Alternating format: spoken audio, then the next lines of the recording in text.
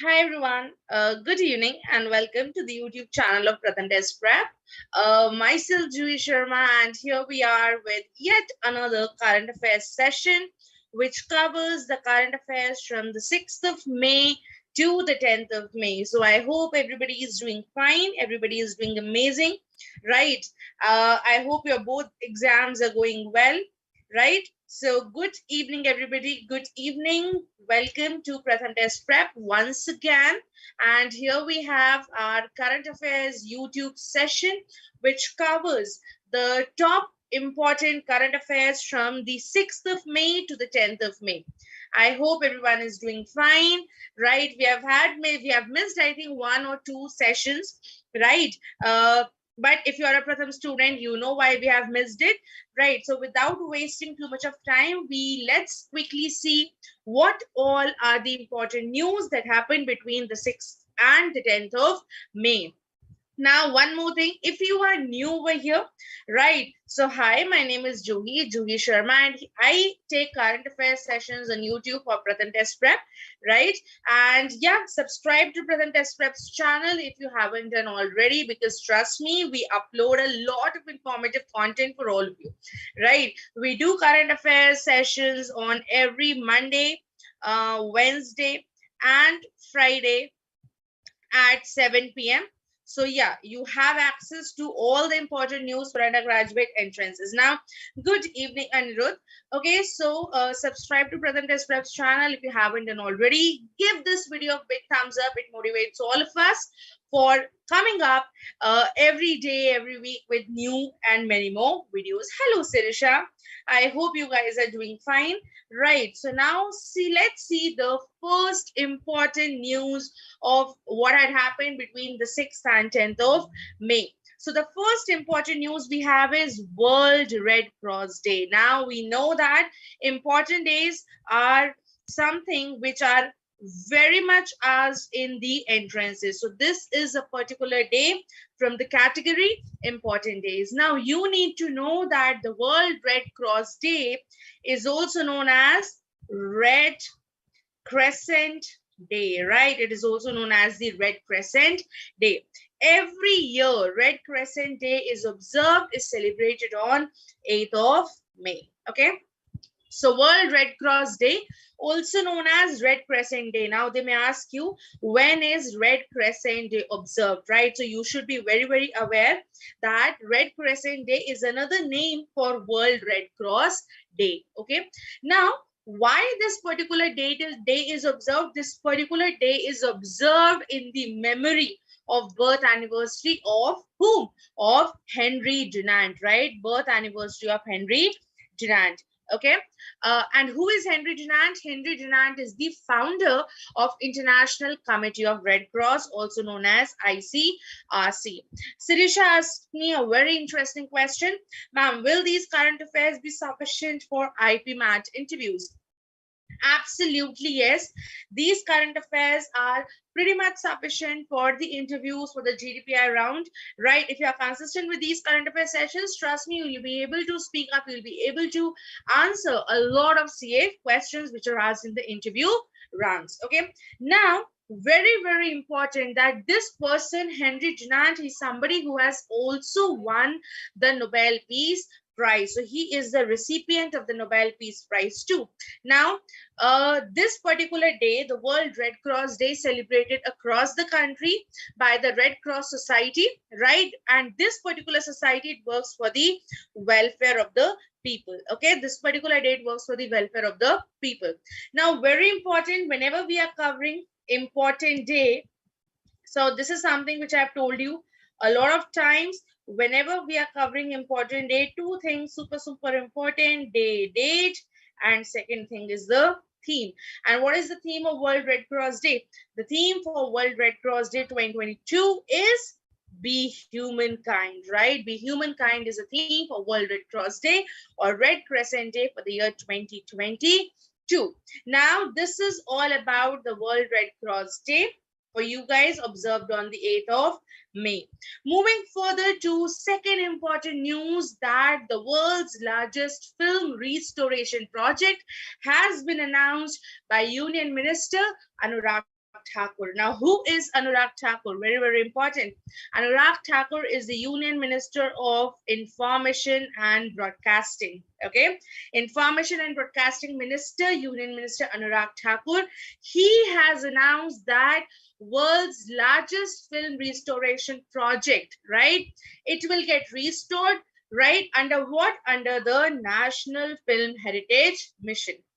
Now, a super massive budget of rupees 363 crores. Now, this particular restoration project, it will actually include the films, we can say it will actually include the National Film Archive of India, right? So it is all set, all the films which have been there, right, in the archive zone, the very, very old films, right, documentaries, movies of eminent film personalities, historians, producers, veterans, right? So under this National Film Heritage Mission, 2,200 films will undergo restoration. Now, this is very, very important that these many films will get restored, okay?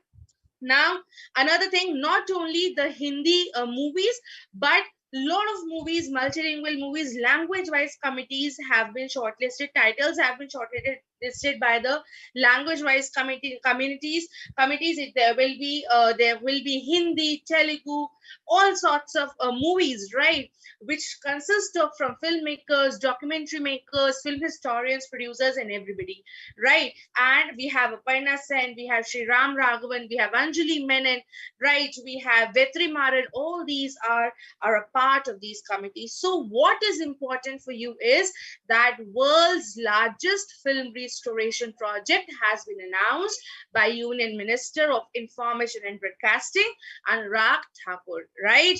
Anurag Singh Thakur. And this restoration project would now be awarded to set in full swing where at the National Film Archive of India, which is known as NFAI. Okay, which is known as NFAI. Now, moving to the next news, we have Rajasthan became the first state to surpass 10 gigawatts of cumulative large-scale solar installation. Now, this is massive, right? When it comes to solar energy, right? When it comes to solar energy, this is a massive, massive news. And this is according to India Solar Project Tracker, which is Mercom's India Solar Project Tracker, that Rajasthan has become the first state in India to reach 10 gigawatts of cumulative large-scale solar installations. Now, the capacity, right, the total installed power capacity of Rajasthan is 32.5 gigawatts, right, with renewable energy accounting for 55%, thermal energy for 43%, and nuclear energy for the remaining 2%. Now, we know that solar energy, okay, solar energy is too much in news these days, and it is the most common energy source. And Rajasthan is one such country, is one such state in the country which has some highest irradiation levels in the country, right? It has land availability, a lot of land is there. Rajasthan is, I would say, the largest state in terms of area, right? The land availability and few power outages. So it has become what? The first state, right, in India to have the large scale solar installations. बहुत सारे solar installations हुए हैं in Rajasthan, and it has surpassed 10 gigawatts of cumulative large scale solar installations. Right, now, two important takeaways from this particular news we have. Number one, that the governor of Rajasthan is Kalraj Mishra, and number two, that the chief minister of Rajasthan is Ashok Gehlot. So two important things. Which question will directly come? Which is the first state in India to surpass 10 gigawatts of cumulative large-scale solar installation? Right answer is Rajasthan. Now, moving on to the next news we have. First transit of India's first regional rapid transit system handed over to NCRTC. Now, what is NCRTC? NCRTC is the National Capital Region Transport Corporation. What is NCRTC? NCRTC is the National Capital Region Transport Corporation. So the first train set of India's first regional rapid transit system, right? So it has been handed over to NCRTC at the manufacturing factory located in Savli, which is in Gujarat. Now, I don't know if you guys know or not.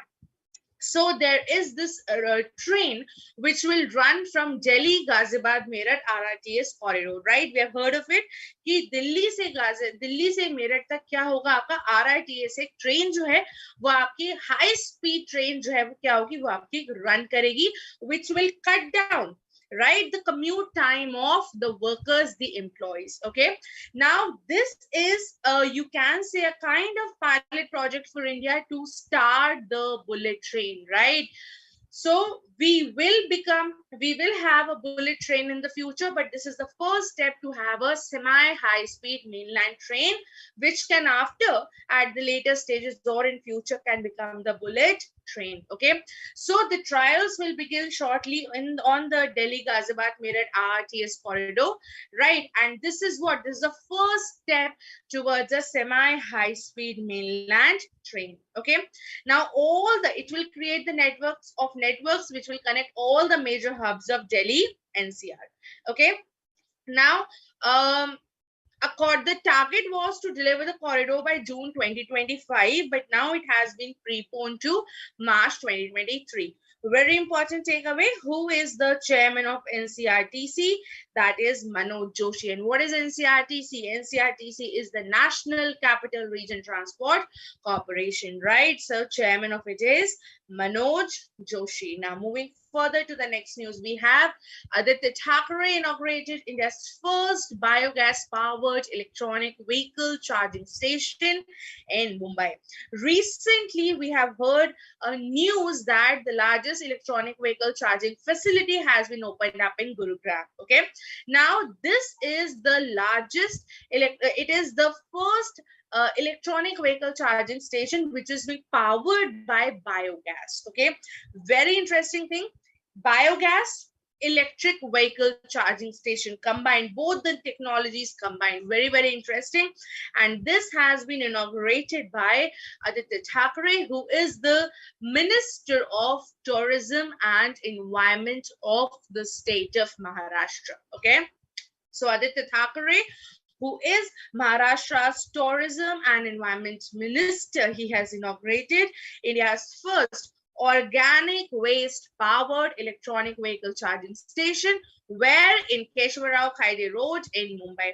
Now this particular biogas station, it will get power from the organic waste. Now very, very important, it will get power from the organic waste. First in its kind, right? First in its kind. So all the food waste which has been collected by the right from the nearby areas, right, from hotels, from offices, so all the waste would get collected and it will generate 220 units of electricity, right? And along with this, it will power the street light too. And this particular energy plant, it will charge the electric vehicles too. With our country being moving towards the electric vehicles, e-vehicles, this is a very, very good initiative. Okay, so along with powering the street lights, this will do what? This energy plant will even charge the electric vehicles too.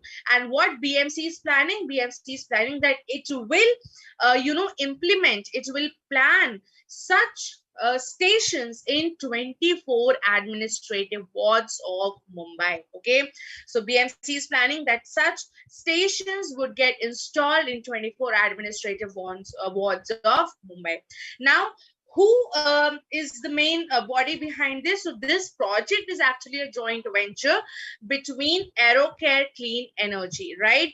Now this is between a civic body and AeroCare Clean Energy, and this is the first in its kind of a project in which in India food waste is actually converted to energy. Very, very important. Organic waste converted to energy, right? And who is the CEO of AeroCare Clean India? The CEO is Ankit Zaveri.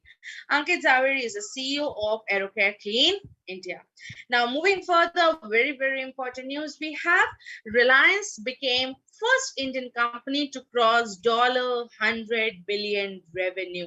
Now, Reliance Industries, the first Indian company which has covered when it came to the, the first quarter, which ended in March 2022. So the net profit of the company, which was recorded, was 22.5% rise in the net profit. And in this particular thing, the Reliance Industries, right, has recorded strong growth in all the subsidiaries, be it retail, be it Reliance Digital Services, be it Reliance Oil and Gas business. And this is the first time that the company has reported the highest ever quarterly EBITDA. Now, what is EBITDA? EBITDA is earning before interest, taxes, depreciation, and amortization. Now, this particular term, if you are a Shark Tank lover, आप लोगों ने सुना होगा, right? EBITDA. So this is the highest ever quality EBITDA, right? Now, you need to know it has become the first ever company, Indian company, to have crossed $100 billion revenue in a year. Very important. They will directly ask you which is the first Indian company to cross 100 billion revenue in the year 2022, and the right answer you have to mark is Reliance Industries. Okay. Now, moving further to the next important news of the day, we have India's Civil Registration System report released. Now, this particular report has been released, this particular annual report on vital statistics, which was based on the 2020 Civil Registration Report System. Now, who publishes this report? Right, India's Civil Registration System. You need to know that this particular report is released by the Registrar General of India.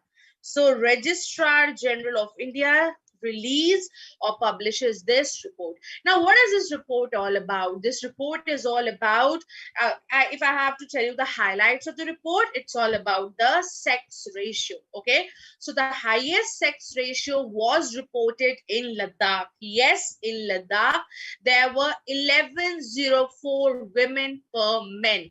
So number one, it is Ladakh. Or number two, we have Arunachal Pradesh. Number three, we have Andaman and Nicobar Islands. And number four, we have Tirupura. And number five, we have Kerala. Okay, so these were the top five places where the highest sex ratio in the year 2020 was reported. Number one, we have Ladakh, which is 1104 females per 1,000 males. Number two, we have Arunachal Pradesh, 1011 females per 1,000 males. Number three, we have Andaman and Nicobar Islands with 984 females per 1,000 males. Number four, we have Tirupura with 974. And number five, we have Kerala with 969. Yes, there were few states, there were few places which have recorded the lowest sex ratio at birth, okay, in 2020. So it was Manipur, followed by Dadar and Nagar Haveli, Daman and Diu, Gujarat, Haryana, and Madhya Pradesh.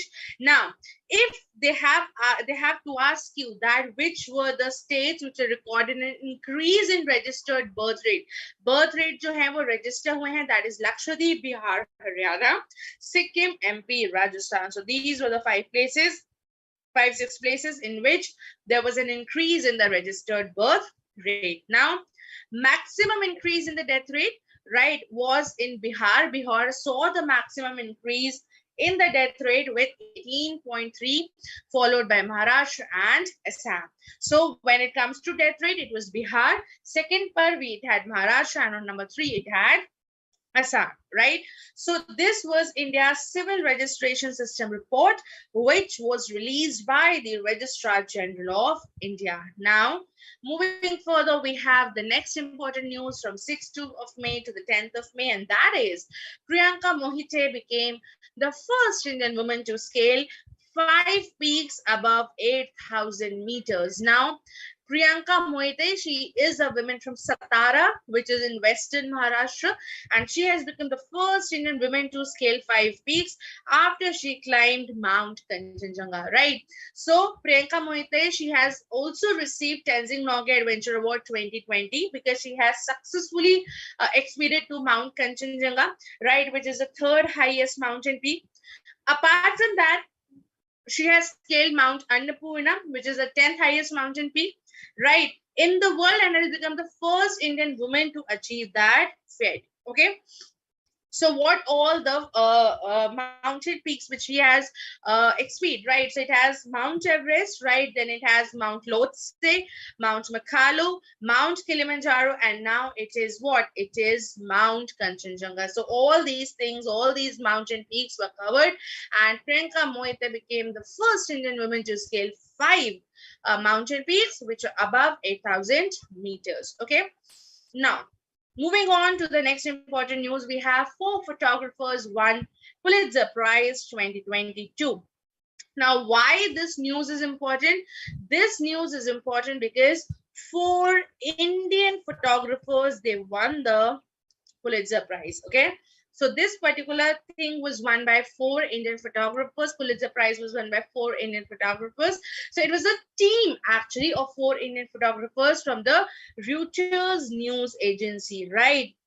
And which slain the photojournalist Danish Siddiqui, Adnan Abidi, Sana Irshad Mattu, and Amit Javed. They have won 2022 Pulitzer Prize for feature photography for their coverage of COVID-19 crisis in India. Right now, yes, this Danish Siddiqui is the same Siddiqui who was, who died last year when he was on an assignment, right, in Afghanistan. So he died there. Then Marcus Yam of Laws has bagged award in the breaking news photography category.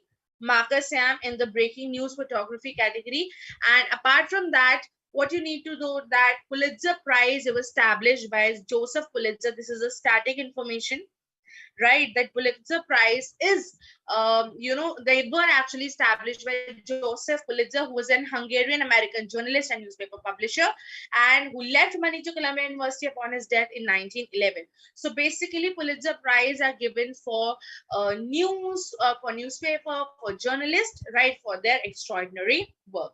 So why this news is important? Because 4 Indian photographers team has won this Pulitzer Prize from the Reuters news agency. And with this, we have covered all the important news which had happened during the duration of 6th of May to the 10th of May. So another news after 10th of May, whatever has happened, we will cover it in the next session, right? We didn't want to make this particular session very lengthy, so we have done half an hour. We'll cover the rest of the news in our next session, that is on Monday. Till then, take care, guys. Bye-bye. Keep smiling. Stay safe. Subscribe to Pratham Test Prep's channel if you haven't done already.